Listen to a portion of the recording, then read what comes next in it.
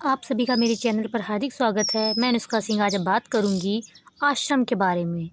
आश्रम यानी कि ब्रह्मचार्य आश्रम, गृहस्थ आश्रम, वानप्रस्थ आश्रम और संन्यास आश्रम। हमारी आयु के अनुसार हमारे जो कार्य होते हैं वो बटे होते हैं। चलिए आइए हम इस पर बात करते हैं। वैसे तो ये बीए सिलेबस का है, बीए तृतीय सेमेस्टर का है, परंतु यह सभी के लिए उपयोगी है। सभी को जानना आवश्यक है कि आश्रम क्या है और किस आयु में विवाह करना चाहिए और किस आयु में वानप्रस्थ लेना चाहिए और किस आयु तक पढ़ाई करनी चाहिए। ठीक है, चलिए हम शुरू करते हैं। पहले तो मैं बता रही हूँ कि ये कितना इम्पोर्टेंट है, कि मतलब ये टॉपिक जो आपके एग्ज़ाम के दृष्टि से कितना इम्पोर्टेंट है। ये आपकी इकाई नंबर 2 में आश्रम व्यवस्था, इसमें से एक क्वेश्चन जरूर आता है। कुछ भी पूछे आपको, जितना भी ज्ञान है हम लिखते चले जाइए, आपको नंबर देने में नंबर दे ही देगा। ठीक है, चलिए बहुत ही महत्वपूर्ण क्वेश्चन है, पिछली बार आया भी था, मैंने लिखा भी था। ठीक है, तो हम यहीं से शुरू करते हैं। पहले थोड़ा आश्रम के बारे में जान लेते हैं। ठीक है, आश्रम, आश्रम से आश्रय है। यहाँ पे आश्रम श्रम से बना है, जिसका अर्थ है मेहनत करना। ठीक है, आश्रम का अर्थ है श्रम करते करते ठहरने का स्थान। आश्रम से आपको थोड़ा सा लगा होगा कि जैसे कि कोई आश्रम जैसे कि पुराने काल में होते थे, वैसे ही कुछ। अब थोड़ा सा इसमें थोड़ा सा डिटेल है, मतलब कि थोड़ी सी आप जानकारी इकट्ठा कर लीजिए। जब सुनते सुनते ना चीज़ें याद हो जाती हैं और एग्ज़ाम में अच्छी तरीके से लिख सकते हैं। जो छंदोग्य उपनिषद में केवल 3 आश्रम का उल्लेख है, ब्रह्मचार्य, गृहस्थ और वानप्रस्थ, मतलब संन्यास का उल्लेख नहीं है। किंतु बाद में उपनिषदों में चारों आश्रमों का वर्णन मिलता है। प्रारंभ में संन्यास को ही आश्रम माना जाता था। श्वेताश्वर उपनिषद सन्यासी होते थे, मतलब उनमें आश्रम नहीं होते थे, वो सन्यासी डायरेक्ट, मतलब कि ये वैसे हैं जैसे कि उन्होंने गृहस्थ में ब्रह्मचार्य के बाद डायरेक्ट संन्यास ले लिया। ऋषि मुनि, उनको गृहस्थ आश्रम जीने की ज़रूरत नहीं पड़ी। ठीक है, धर्म सूत्र के अनुसार ये सब चीज़ें आप एग्ज़ाम में लिख सकते हैं, ये हेडिंग डाल के। और अगर इतना यही नहीं याद रहता तो जो भी आपको सुनते हैं पढ़ते हैं वो आप लिख के आ सकते हैं। मैंने फ़िलहाल कई सारी किताबों से छाँट के निकाला था, तो आप तो इसको अच्छे से पढ़ें। धर्म सूत्र के अनुसार प्रत्येक व्यक्ति को कम से कम इन चारों आश्रमों के नियमों का पालन करना चाहिए। कौटिल्य के अनुसार अहिंसा, सत्य, पवित्रता, ईर्ष्या न करना, दूसरों के अच्छे गुणों की प्रशंसा करना, दया, सहिष्णुता, सभी आश्रमों को अनुसरण करना चाहिए। मतलब ये सब जो गुण हैं, ये सारे गुण कौटिल्य यानी कि चाणक्य ने बताए। अब इसके अलावा क्या है, इन सभी नियमों का पालन करेंगे तो समाज की उन्नति होगी। कौन से? अहिंसा, जीवों को न मारना, सत्य बोलेंगे, पवित्र रहेंगे, ईर्ष्या नहीं करेंगे, दूसरों के अच्छे गुणों की प्रशंसा करेंगे, उन्हें ग्रहण करेंगे, दया रखेंगे जीवों के प्रति। ये सभी जो इन आश्रमों का अनुसरण करते हैं वही समाज की और अपनी उन्नति करते हैं। ठीक है, अब हम मेन पॉइंट पे आते हैं। वो तो आपकी समझने वाली बात हो गई, बड़ों वाली बात हो गई। अब ये आते हैं हम एग्ज़ाम वाली बात पे। तो मैंने इसको इस तरह से बनाया कि इसमें मुझे याद रह जाए। ठीक है, अब देखते हैं यहाँ पे ब्रह्मचार्य तो 25 साल तक होता है। ठीक है, साल तक, यानी कि अभी हम लोगों का 20 में भी हैं, 90 में भी हैं, तो हम लोगों को ब्रह्मचार्य व्रत का पालन करना चाहिए, इन्हें रोज सुबह उठ के योग करना चाहिए। ये चीज़ लिखना भी है आपको, मैं बता नहीं रही हूँ। ठीक है प्यारे मित्रों, तो जो ब्रह्मचार्य आश्रम है उसमें होता ये है कि आप सद्गुणी बने, यानी कि आप अच्छे विचारों, अच्छे कर्मों को ग्रहण करें, सात्विक भोजन करें और अच्छे वातावरण में रहें। मतलब कहने का समझ रहे हैं आप। फिर गृहस्थ, और यही सब जो आश्रम और पुरुषार्थ में कंफ्यूज मत होइएगा। पुरुषार्थ, धर्म, अर्थ का मोक्ष है। मैं डिस्क्रिप्शन में वीडियो डाल दूंगी या मेरे चैनल पर जाकर इसकी वीडियो देख लीजिएगा। पुरुषार्थ, ठीक है कनेक्टेड दोनों एक दूसरे से ही, लेकिन दोनों एक नहीं है, अलग अलग हैं। ठीक है, गृहस्थ आश्रम 25 वर्ष की आयु से शुरू होता है। बहुत लोग जो है 20 में ही शादी करने लगते हैं, पर असल में 25 वर्ष की अवस्था जो होती है हमारी, वो सोचने समझने की प्रखर हो चुकी होती है। हम धन उपार्जन भी कर चुके होते हैं, यानी कि अर्थ और धर्म यहाँ पे हो जाता है, और फिर गृहस्थ आश्रम शुरू होता है, यानी काम, उसके बाद मोक्ष। तो यहाँ से 25 वर्ष से 50 वर्ष की आयु तक जो है, यहाँ बगल में लिख लीजिए। एग्जाम टाइम में पता इतना ही अगर आप स्क्रीनशॉट लेके रख लेते हैं, एग्जाम टाइम में देख लेंगे तो आपको डाउट क्लियर हो जाएगा कि मैं कहना क्या चाह रही हूँ। यहाँ पे आप जो है धर्म और अर्थ के बारे में जानते हैं। गृहस्थ में अर्थ के बारे में जानते हैं, प्लस जानते हैं काम। ठीक है। अभी काम क्या है ये उसमें वीडियो में बड़ा है, और यहाँ से आ जाता है आपका मोक्ष। और पता है इन्हीं सभी कारणों से ही मोक्ष मिलता है, वरना मोक्ष नहीं मिलता। मतलब ये मत सोचिए कि आप बेईमानी से अर्थ कमा रहे हैं और आपको मोक्ष मिल जाएगा, नहीं मिलेगा। आप बेईमानी से काम की इच्छा कर रहे हैं, गलत व्यवहार कर रहे हैं और आपको लगेगा ये ज़रूरी है, ये जो पहले हर एक चीज़ को अच्छे से समझिए, ठीक है। नेक्स्ट वीडियो में इसके है, फिलहाल मैंने इसको अच्छे से वो कर दिया है। अब पुरुषार्थ के प्रकार देखिए, यहाँ पे नीचे लिखा भी है मैंने। मैं खुद कन्फ्यूज़ थी ना, मैं इसलिए तो आपका कन्फ्यूज़न दूर कर रही हूँ। जब मैं आपकी ईयर में थी तब। पुरुषार्थ के प्रकार थे धर्म, अर्थ, काम और मोक्ष, ठीक है। मैंने कुछ इस तरह से बनाया, पर एग्ज़ाम में ऐसी तरह बना देते वो एग्ज़ामिनर हो सकता है कि अच्छा लगे उसे। और मैंने धर्म, अर्थ, काम, मोक्ष को इस 4 खंभों के जैसे बनाया था कि ये जो है ये ठहरने के नहीं, धर्म, अर्थ, काम, मोक्ष ये कुछ इस तरह से मैंने बना दिया था, मतलब मैं बस याद करने के लिए अपने, जैसे मुझे याद रहे। अब जो है हम डायरेक्ट गृहस्थ आश्रम पहुँच रहे हैं। पहले तो हमें देखना था ब्रह्मचार्य आश्रम, तो देखते हैं कहाँ रह गया। तो ये टॉपिक मैं शॉर्टकट में आपको बता रही हूँ, ठीक है। ब्रह्मचार्य आश्रम, इसके बारे में आप अचानक से मतलब आसानी से लिख सकते हैं, ठीक है। 14 से 25 वर्ष अवस्था से शुरू होता है ये, ठीक है। प्रथम आश्रम इसे कहते हैं, या आप हेडिंग में डाल सकते हैं उपनयन संस्कार इसमें होते हैं। अगर आप शिक्षा शास्त्र के विद्यार्थी हैं तो शायद आपको पता होगा उपनयन संस्कार क्या है। यज्ञ, या फिर आप जानते होंगे आपके एरिया में होता होगा, तो यज्ञोपवीत संस्कार, ये आपके धर्म में यज्ञोपवीत संस्कार 6 से 8 से 16 वर्ष की अवस्था में जो होता है, मतलब कि आप ब्रह्मचार्य व्यस्त के उसमें प्रवेश करने वाले होते तो उपनयन संस्कार होता है। रामायण में जो है इसको दिखाया गया है, ठीक है। उसमें जो उपनयन संस्कार होता है उसमें जो होता है कि एक तरह से जो गुरु मतलब जो विद्यार्थी होता है उसको गुरु को समर्पित कर दिया जाता है विद्या अध्ययन के लिए, ठीक है। यज्ञोपवीत संस्कार होता है, यानी कि उसे जो है वो जनेऊ वनेऊ धारण करा जाता है। ब्रह्मचार्य व्रत ब्रह्मचारी कहलाता है। अंतेवासी भी कहते हैं ब्रह्मचार्य को। इंद्रिय निग्रह करना होता है इसमें। पहले टाइम में ये सब बहुत होता था, मतलब कि पहले जो आश्रम होते थे तो विद्यार्थियों का अध्ययन कुशलता से होता था। अब इस तरह से ये भी कहा जा सकता है दुर्योधन भी तो आश्रम में गए थे, पर उनका कोई वो नहीं हुआ था, चरित्र का उत्थान नहीं हुआ था। तो ये अपनी अपनी बातें हैं, लेकिन जो बता रहे हैं वो देखिए अभी इसमें के लिए। इसमें गुण क्या होते थे? संयम मतलब इंसान के अंदर धैर्य आता था, संयम आता था, इंद्रिय निग्रह होती थी, यानी कि इंद्रियों का नियंत्रण होता था, एकाग्रता आती थी।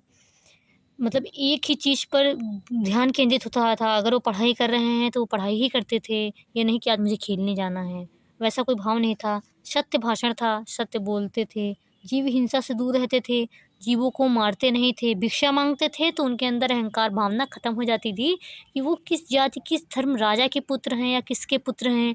मतलब आप अगर इन हेडिंगों को लिख लेते हैं तो आप विस्तार से लिख सकते हैं एग्ज़ाम में, ठीक है। मैंने भी यही किया था, देख सकते हैं आप।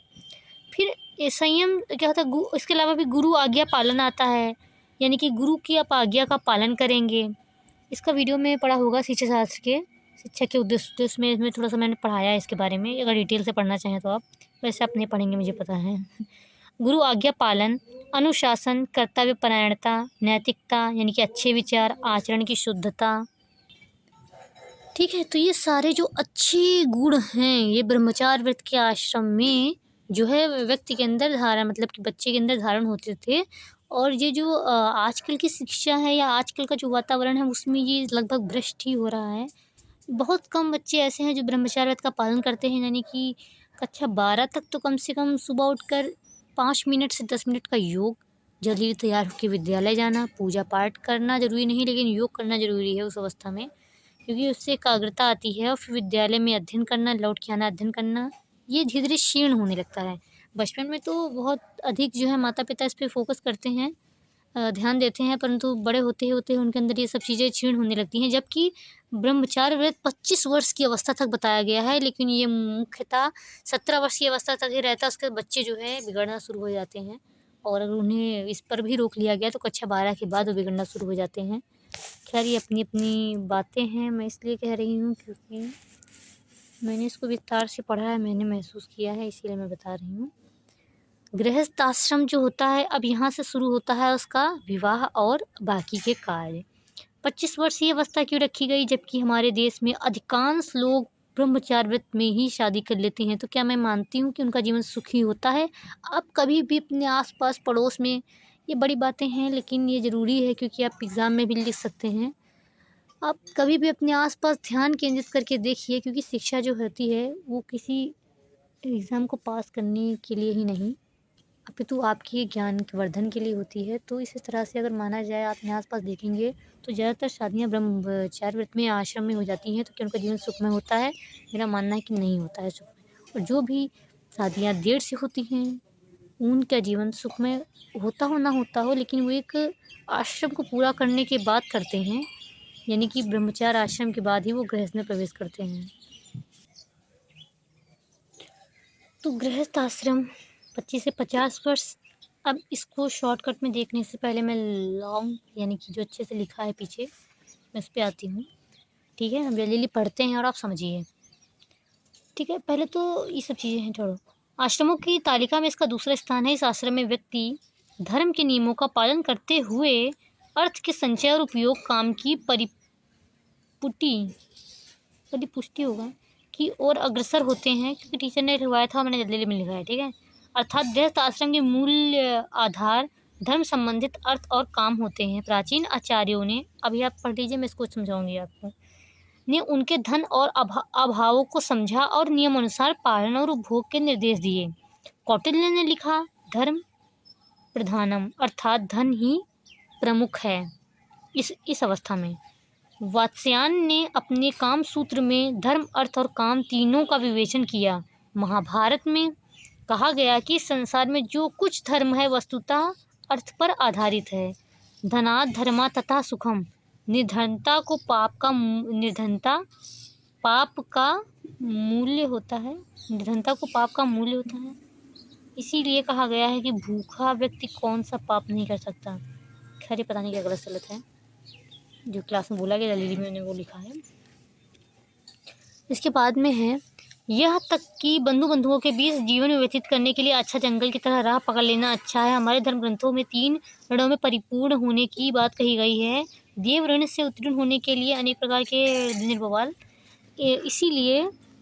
इसीलिए प्रत्येक गृहस्थ के लिए आवश्यक बताया गया है कि वह न केवल अपने लिए बल्कि अपने ऊपर आश्रित लोगों के लिए धन संचित करें। मतलब कि गृहस्थ में आप समझ सकते हैं, जब गृहस्थ में जो है शादी हो जाती है तो बच्चे पैदा होते हैं, और बच्चे होने के बाद में जो है धन की आवश्यकता होती है, और धन की आवश्यकता के बिना इंसान भोजन ग्रहण नहीं कर सकता है, और भोजन की आवश्यकता के लिए धन का संचय आवश्यक है। इसीलिए गृहस्थ आश्रम में प्रवेश किया जाता है। यह एक संसारिक बंधन है, परंतु जो है इससे मुक्त भी हुआ जा सकता है। परंतु गीता में भगवान श्री कृष्ण ने अर्जुन को जो ज्ञान दिया, उसमें उन्होंने बस यही बताया कि जो मतलब गृहस्थ को धारण करते हुए वह कैसे जो है मतलब बाकी चीज़ों से मुक्त हो सकते थे। ठीक है, कामनाएं, इच्छाएं, लालसाएं, वासनाएं इत्यादि जो हैं ये सब आती हैं इसी में, कि मुझे ये चाहिए, वो चाहिए, ये सारी चीज़ें। ऋग्वेद में संतान के माध्यम से अमृत प्राप्ति की बात कही गई है। प्रजा व पुत्र प्राप्ति पत्नी की प्राप्ति या संबंध में फलस्वरूप होती है। हमारे प्राचीन ऋषि मुनीषियों के काम की उद्यम शक्ति में पूर्णतः परिचित थे, इसलिए पुरुषार्थों की तालिका में काम को तीसरा स्थान दिया गया। ठीक है, अब आते हैं वानप्रस्थ, लेकिन इसको समझने से पहले मैं फिर से पीछे आऊँगी और इसको अच्छे से समझने का प्रयास करवाऊँगी आपको। आश्रम, ठीक है, अब हम गृहस्थ आश्रम पढ़ रहे थे। द्वितीय आश्रम है धर्म, अर्थ, काम, मोक्ष, संतान प्राप्ति, पितृऋण, ऋषिऋण, देवऋण, व्यक्तिगत और सामाजिक कार्य इसमें करने होते हैं। ऐसा नहीं कि सिर्फ अपने ही बारे में सोचना है। ठीक है, इसके बाद महाभारत में ये कहा गया, जो कहा गया पीछे मैंने वही बस शॉर्टकट में इसको लिखा है। चलिए यहाँ से आते हैं हम लोग कहाँ, वानप्रस्थ आश्रम में आ जाते हैं। मनु के अनुसार गृहस्थ अपने शरीर पर झुर्रियाँ और बाल भी पक जाएं, मतलब कि उनका कहना मतलब वानप्रस्थ तब आता है जब इंसान का मतलब पुत्र पौत्री हो जाए, ऐसा कुछ। और तभी आता है जब हम जो है शरीर के बाल पक जाएं, ऐसा लगे तो वानप्रस्थ आ गया है, ये समझ लेना चाहिए। और तब व्यक्ति को जो है घर छोड़कर जंगल की ओर प्रस्थान, इसमें उस समय जो होते थे वहाँ पे आश्रम होते थे, ज्ञान की प्राप्ति होती थी, परंतु ऐसा है नहीं अब, तो जरूरी नहीं कि वो जंगल ही जाए। तो ऐसी अवस्था में व्यक्ति इंद्रियों के सुख, स्थायी सुख नहीं होते हैं, इसीलिए व्यक्ति को स्त्रियों भी वन में जा सकती हैं, परंतु उनके लिए कोई बाध्यता नहीं है। इस आश्रम में किसी व्यक्ति द्वारा वर्षा ऋतु में भ्रमण का निषेध था। ठीक है, ये सब पता नहीं कहाँ से लिखाया गया, कॉपी में एग्ज़ाम टाइम ही लिखाया गया था। वह कंदमूल खाकर जीवन का निर्वाह करता है, कम वस्त्र पहनता है, भूमि पर शयन करते हुए संसारिक सुखों की प्राप्ति उदासीन रहता है। संयम अध्यात्म वनप्रस्थ के लिए आवश्यक बताए गए हैं। वनप्रस्थियों द्वारा नैतिक व सामाजिक आदर्श स्थापित किए जाते हैं, परंतु इसका मतलब यह नहीं है कि अपने माता पिता को उठाकर जो है कहीं डाला जाए। मतलब कि वानप्रस्थ ये खुद से स्वेच्छा से स्वीकार किया जाता था, परंतु पुराने समय में दूसरी बात थी, अब दूसरी बात है। ठीक है। संन्यास आश्रम जीवन के अंतिम चरण में व्यक्ति के संन्यास्ता होने का विधान है। वानप्रस्थी एक प्रकार से अंत में ही सन्यासी हो जाता था। वानप्रस्थी व सन्यासी इंद्रियों का मतलब ये समझ लीजिए आप क्या कह रहा है कि ब्रह्म ज्ञान शारीरिक जीवन का पूर्णतः ध्यान करते थे। मतलब कि इनको जो मोक्ष की प्राप्ति के लिए संपूर्णतः भगवान में लीन हो जाते थे, प्रकृति में लीन हो जाते थे, ध्यान में मग्न हो जाते थे। इसे ही संन्यास कहते हैं। महर्षि व्यास ने आश्रमों में 4 टुंडी वाली सीढ़ी बताया। व्यक्ति जिस पर चढ़कर अपने जीवन को समर्थ और सार्थक बना सकता है। ये देखिए मैंने इसको बनाया था। इसका मुझे लगता है कि मेरे पास पड़ा होगा। ठीक है, तो अगर मेरे पास असाइनमेंट पड़ा होगा तो मैं इसका वीडियो बना के डाल दूँगी। गृहस्थ ब्रह्मचार्य, गृहस्थ, वानप्रस्थ और संन्यास क्या बताया महर्षि व्यास ने। इसको 4 सीढ़ी बताया। ये जीवन का संपूर्ण सार है। ठीक है, इसके आगे हम देखते हैं। थोड़ा सा और चर्चा अगर करना चाहें तो इसी तरह से है। अब स्क्रीनशॉट इसका ले सकते हैं आराम से। फिर वही बात मैंने लिखी है, याज्ञवल्क्य के घर विवाह के पूर्व स्त्री भी ब्रह्मचार्य व्रत में प्रवेश कर सकती है। ठीक है, अब यहाँ से हम लोग ये भी जान सकते हैं सुख के आधार होते हैं भौतिक सुख, आध्यात्मिक सुख। भौतिक सुख संसारिक आकर्षण, ऐश्वर्य। भौतिक सुख अस्थिर है जो कि असत्य है, धर्म, अर्थ और काम। आध्यात्मिक सुख त्याग और तपस्या, स्थायी और परमानंद है जो सत्य है, धर्म और मोक्ष। ब्रह्मचार्य आश्रम, सन्यास, वानप्रस्थ आश्रम इधर आ जाते हैं और गृहस्थ आश्रम इस तरफ आ जाता है। ये आप इसको स्क्रीनशॉट ले सकते हैं और याद रख सकते हैं। ठीक है, और इसके बाद थोड़ा सा डिटेलिंग में बस यही चीज़ें मैंने इसको शॉर्टकट में ली थी याद करने के लिए, क्योंकि एग्ज़ाम की दृष्टि से बहुत ही महत्वपूर्ण था। सबसे ज़रूरी चीज़ है कि आप पहले इन 4 आश्रमों को याद रखें। पुरुषार्थ और आश्रम में कंफ्यूज ना हो। अगर आप विद्यार्थी हैं तो आप इनकी डेट याद रखें, कौन सी डेट में कौन सा था। ब्रह्मचार्य से डायरेक्ट संन्यास में प्रवेश किया जा सकता है या ब्रह्मचार्य आश्रम को लिखते समय लिखेंगे। आप ये दोनों बहुत डिटेल से अच्छे से लिख सकते हैं, परंतु इन दोनों पर ही थोड़ा सा फोकस कर लीजिएगा। चलिए थोड़ा सा हम इस पर चर्चा करते हैं, क्योंकि उसमें शायद मैंने डिटेल्स ना लिखा हो। तिथि आश्रम है, इसमें बाल पक जाते हैं, ये उदंद्र बवाल। फल फूल ग्रहण करता है, ब्रह्मचारी जैसा ही जीवन व्यतीत करता है, भूमि पर शयन करता है, वृक्ष के नीचे जीवन यापन करता है और मृत्यु भी हो जाती है कभी कभी इस अवस्था में, तो ब्रह्म मिल जाता है। और संन्यास में ये बताया गया संसार से बंधन नष्ट हो जाते हैं। मनु गृहस्थ के बारे में बताते हैं।